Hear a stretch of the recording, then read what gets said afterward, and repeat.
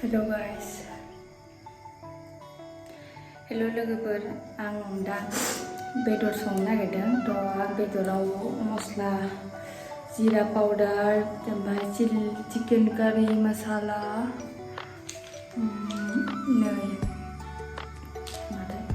chicken कारि मसाला ओमफ्राय everyday Kashmiri मिर्च पाउडार होबाय ओमफ्राय गरम मसाला होनानै दुन्दिया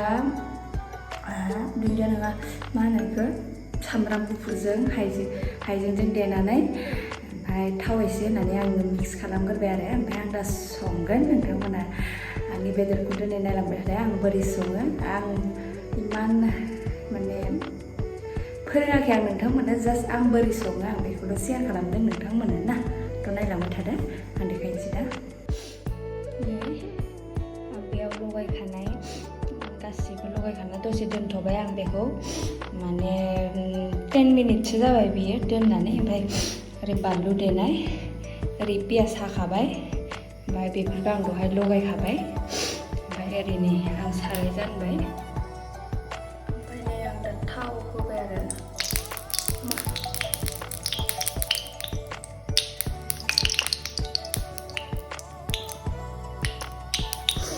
बेदरावबो होखादों नालाय आं बारा थाव होला बिदि मोनां जाबाथाय बेदरबो होनोसै आरो बेयो आंना जाखाबाय 10 मिनिटसो बेखौ होनोसै आं दा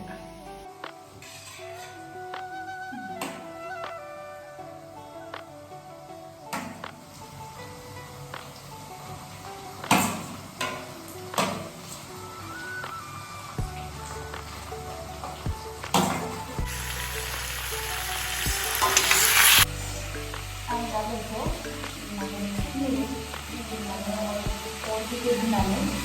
लगायबाय थागोन आरोना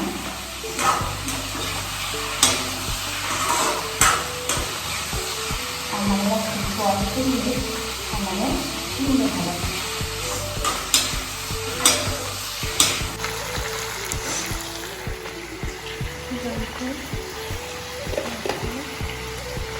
बाटार चिकेन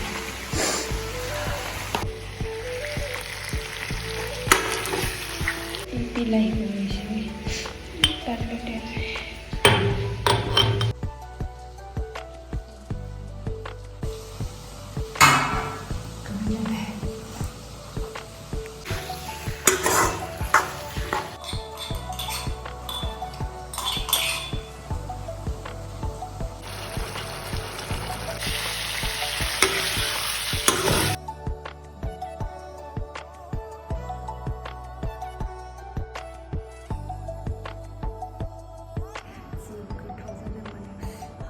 टेस्टिथारनो आं जानायखौ देखायदियाथ' नोंथांमोना बेदरखौ संनायखौ बोरै रानदोंनो कमेन्ट खोन्थाहरदो बाय बाय आंनि भिडिअखौ जोबजासिम नायनो थाखाय गोजोननाय थाबाय लाभ इउ गाइस